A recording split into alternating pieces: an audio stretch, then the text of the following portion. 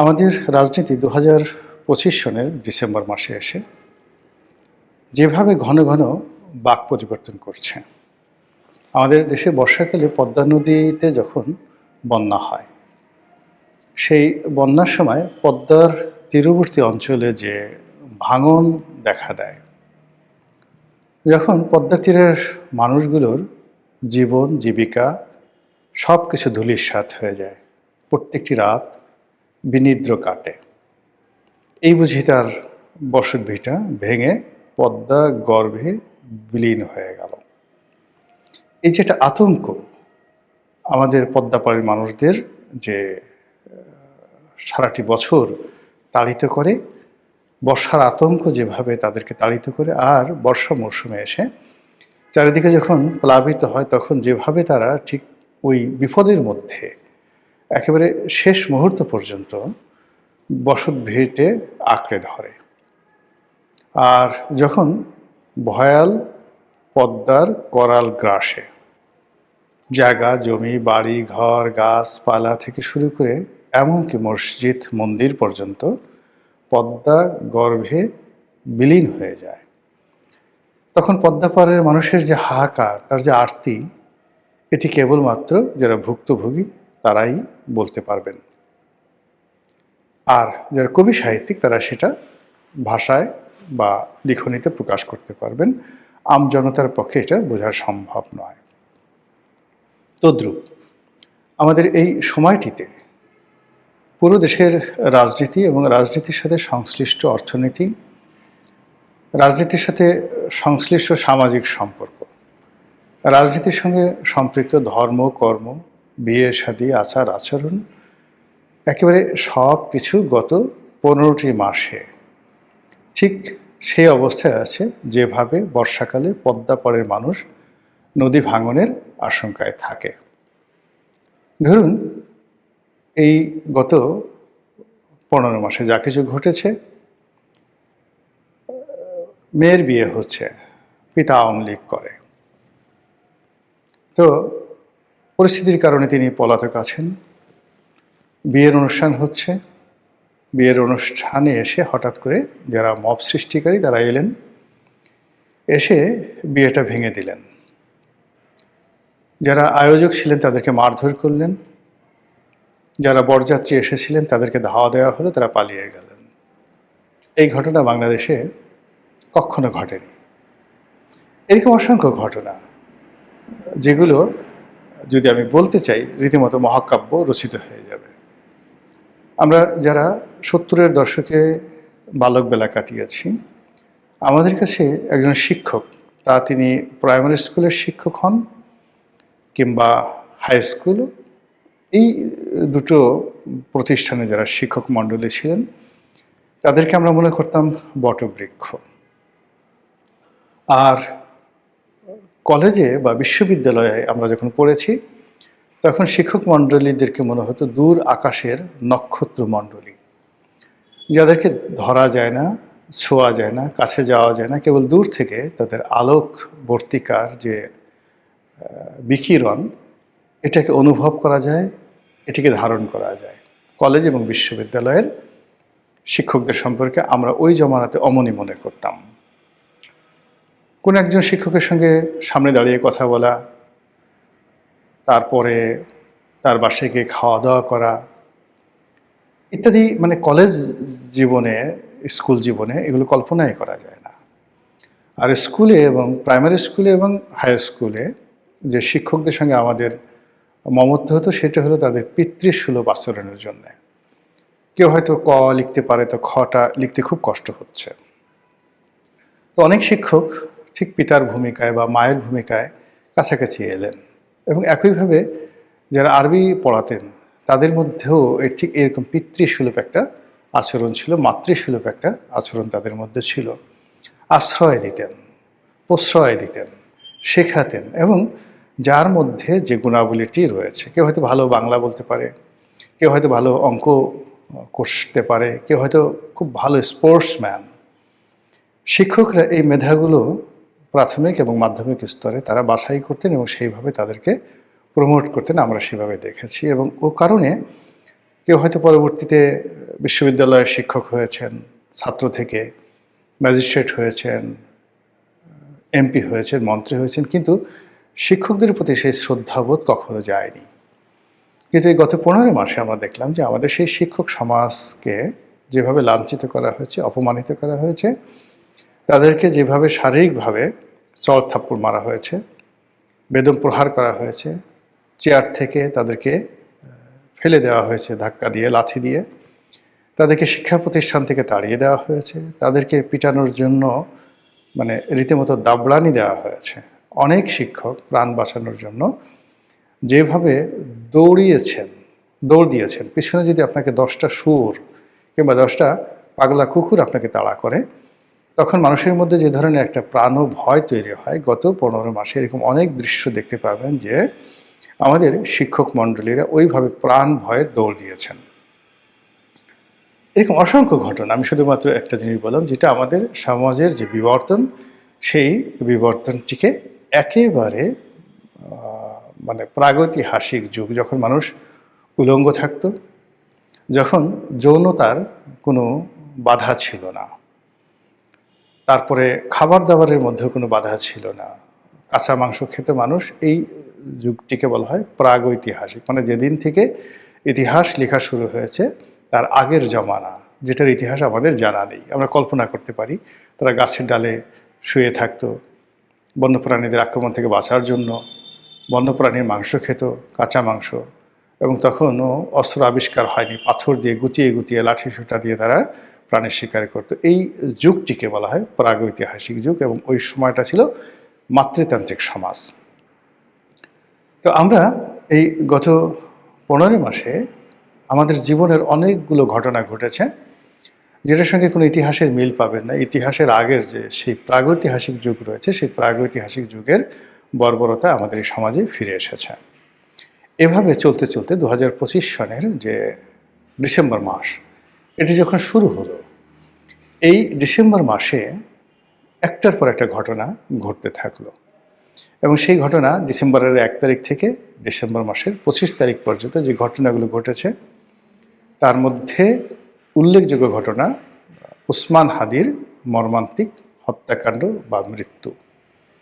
তো এই হত্যাকাণ্ড বা মর্মান্তিক মৃত্যুকে কেন্দ্র করে অন্য যে ঘটনাগুলো ঘটেছে, সেই ঘটনা রেশ আরও বহুদিন যাবে।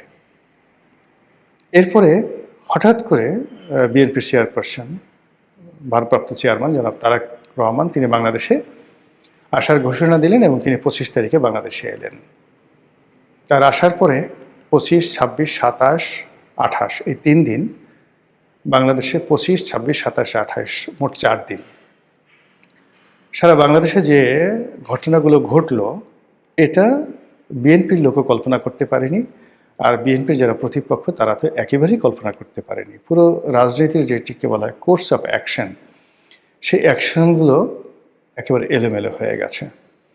বিএনপির যারা প্রতিপক্ষ থেকে একটা ব্যালেন্স তৈরি করতো যে আমরা বোধহয় বিএনপির সমান, ফলে সেখানে একটা ভারসাম্য তারা মনে মনে তৈরি করে ফেলেছিল।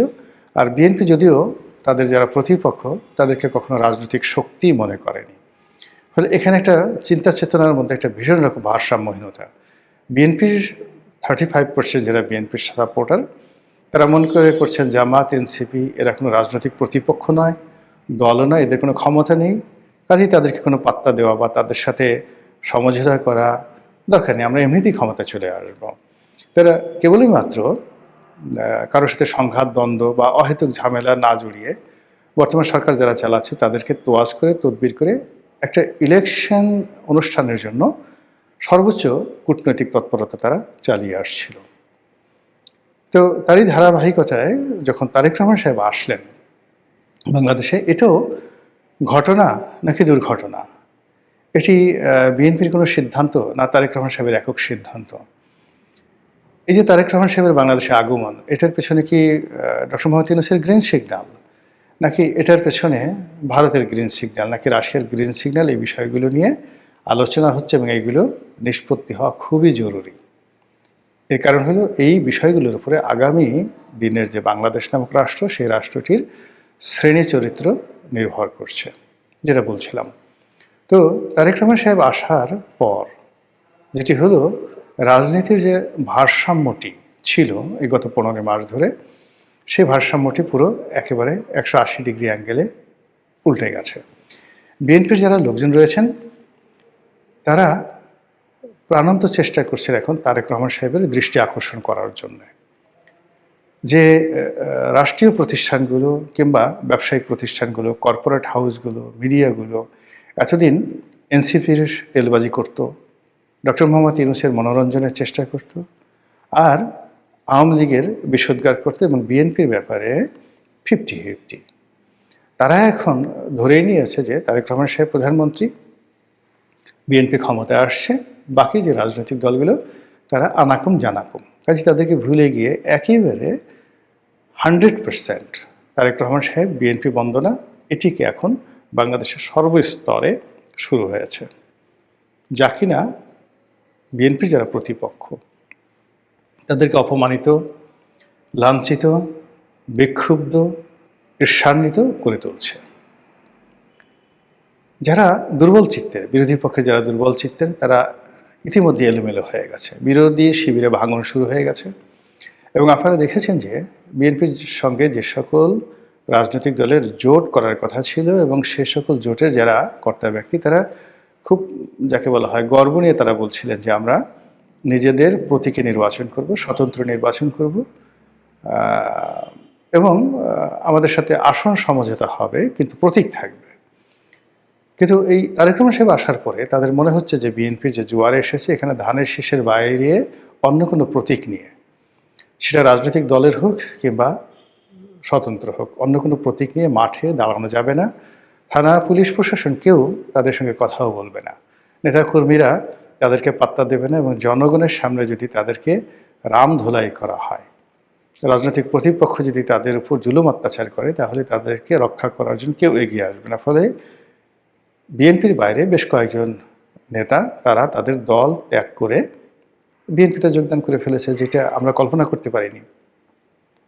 আমরা আসন সমঝোতে যে প্রেডিকশনগুলো করেছিলাম গত কয়েক মাস ধরে, যে বিএনপি হয়তো 100 সিট ছেড়ে দিবে, তাদের হাতে সেই 200 সিট রাখবে, কিন্তু সেটা দেখা গেল যে বিএনপি এখন এমন একটা পর্যায়ে চলে গেছে, তারা 6-7টি সিটে ছাড় দিয়েছে, এবং শেষ পর্যন্ত এই 6-7টি সিট থাকবে কিনা তাও মানে সন্দেহের বিষয়। বিশেষ করে আসামা আব্দুর রব, তারপরে মাহমুদুর রহমান মান্না সাহেবের মতো মানুষ কেন যেন এই সময়টিতে বিএনপি থেকে দূরে সরে পড়েছে। তাদের অনেক ক্ষোভ বিএনপির বিরুদ্ধে। অন্যান্য ছোট ছোট যে রাজনৈতিক দলগুলো ছিল, তারা ইতিমধ্যে কেউ পুরো রাজনৈতিক তাদের সত্তা, পার্টি বিলুপ্ত করে তারা বিএনপিতে বিলীন হয়ে গেছেন, আর কেউ কেউ আংশিক, অর্ধেক আছেন আর অর্ধেক বিএনপিতে চলে গেছে।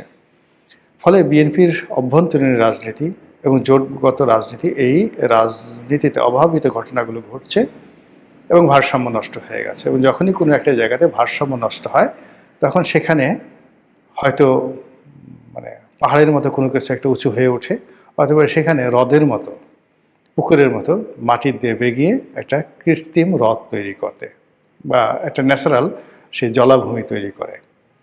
বিএনপির এই সাইডে যা কিছু হচ্ছে, আবার বিএনপির যেটা অপোজিট সাইড, যেমন জামাত, হেফাজত, চরমোনাই, তারা বিএনপিকে একটি একক শক্তি ধরে বিএনপিকে পরাজিত করার জন্য যেভাবে আশাবাদী হয়েছিল, এখন তারা মনে করছে যে বিএনপি যদি ক্ষমতায় আসে এবং তারেক রহমান সাহেব যদি প্রধানমন্ত্রী হন, তাহলে তাদের অনেকের পিঠের চামড়া থাকবে না।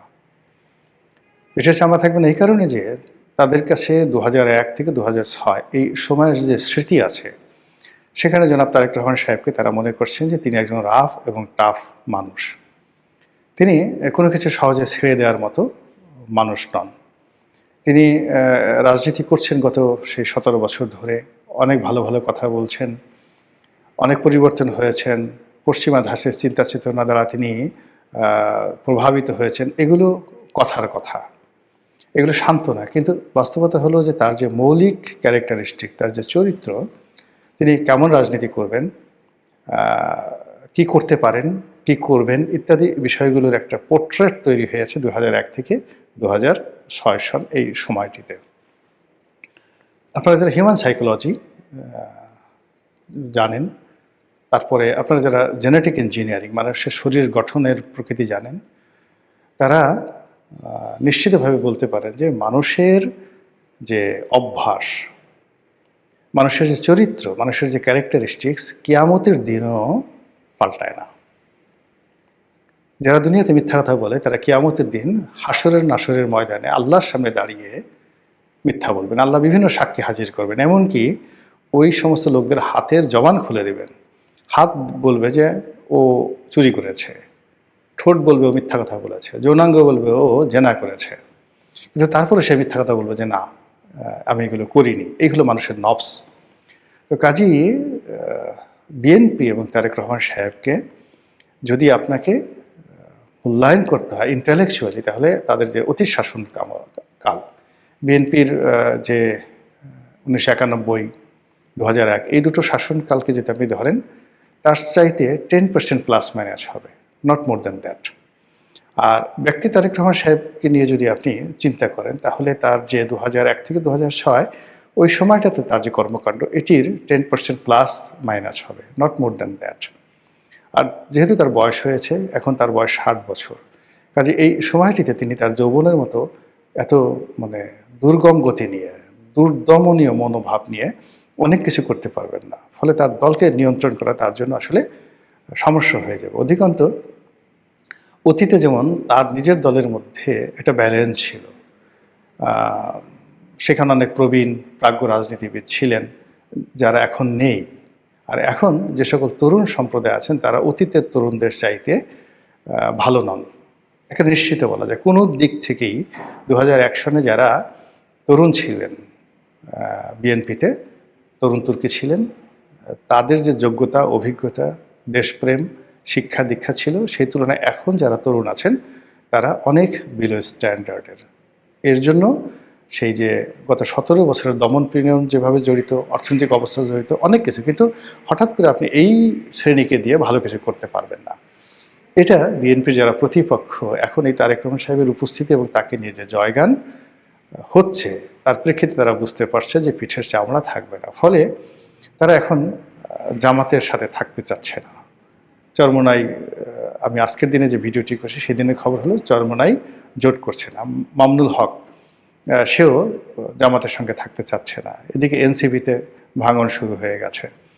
তো সব মিলিয়ে যে ঘটনাগুলো গত 7 দিনে ঘটেছে, এটার যে ধারাবাহিকতা আগামী দিনগুলোতে মানে এমন অকল্পনীয় যে ঘটনা ঘটবে, সেই ঘটনা আমাদের রাজনীতিকে রীতিমতো তছনছ করে দেবে।